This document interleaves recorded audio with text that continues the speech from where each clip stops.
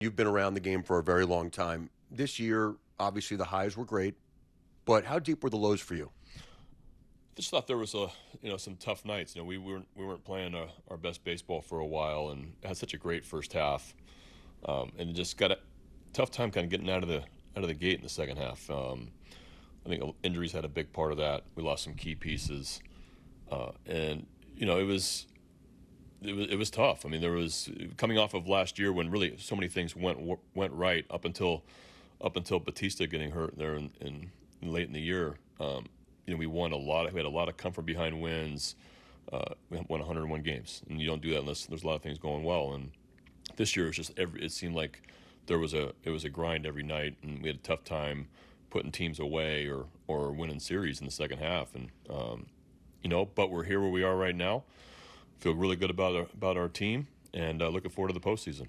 Do you feel that because there were some tough lows during the season and the team dealt with a ton of injuries, that the team is maybe more prepared for an October run this year? I think that we dealt with a lot more adversity this year and come out the other side. And I think there's some young players in our clubhouse right now that dealt with some things that they haven't dealt with before. And I think I think we're showing the toughness of this group right now. I think it's not going to be smooth sailing. Professional sports is really hard. There's a lot of really good players and good teams, and sometimes you have moments where you have adversity. We had those in the second half, especially, and I think our guys are going to be tougher because of it.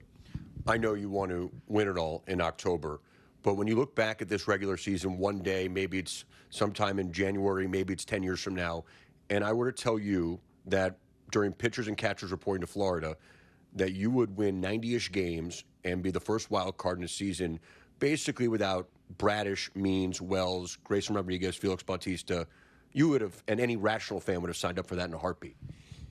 Webb, Coulomb, Jordan Westberg, majority of the second half.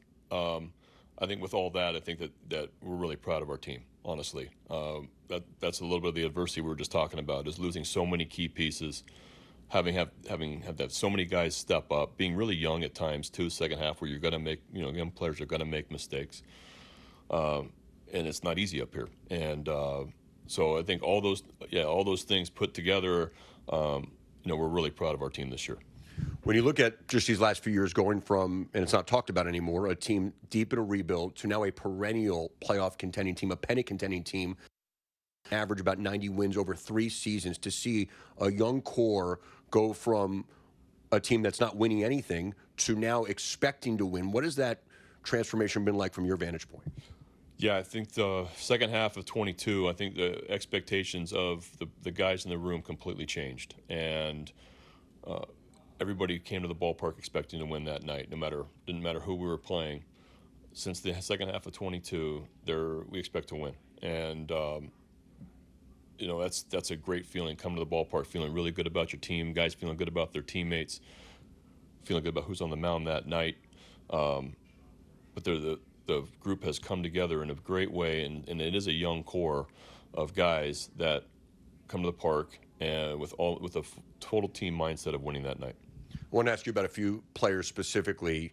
Gunnar Henderson, who is an MVP candidate this season, obviously, and the work he's put in, playing every day and going all out every day. How unique of a ball player is he, and how special of a ball player is he in your mind? It's incredibly special, and it's a pleasure to coach him and to see what he what he does every single day. The preparation, it's well beyond his years. The intensity with how he plays, the want to win. He never thinks he should get out, ever. There's a different level of confidence. And then on the other side, there's this person that is incredibly thoughtful, caring, really likes his teammates, and just incredibly polite. Just a great person. So couple that with the talent that he has and the drive that he has, it's a very, very unique player. Colton Cowser was not a part of the postseason run last year in any way. He's put together a Rookie of the Year type campaign. The improvements he's made offensively and defensively year over year, where is he in his overall trajectory?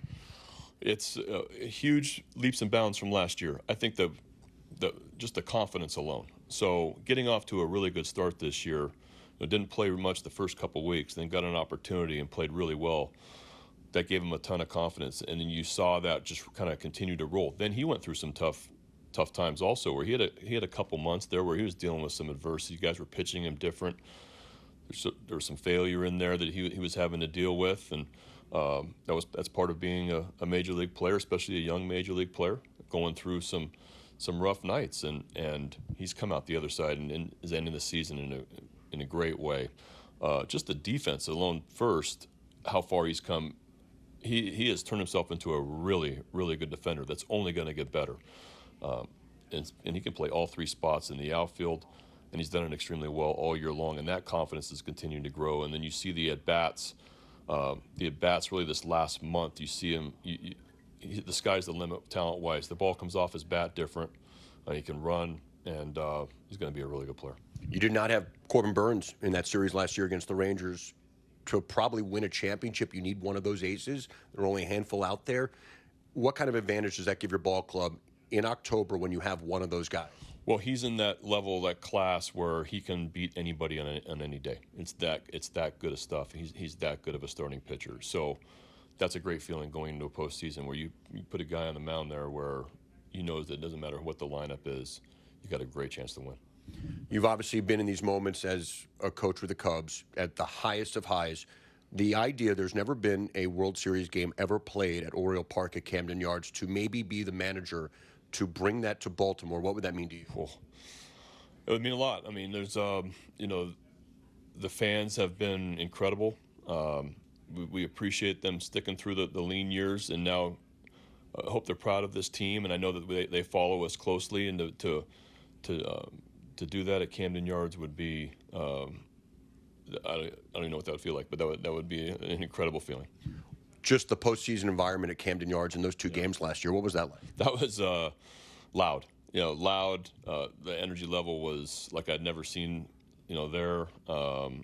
Everybody's really into it.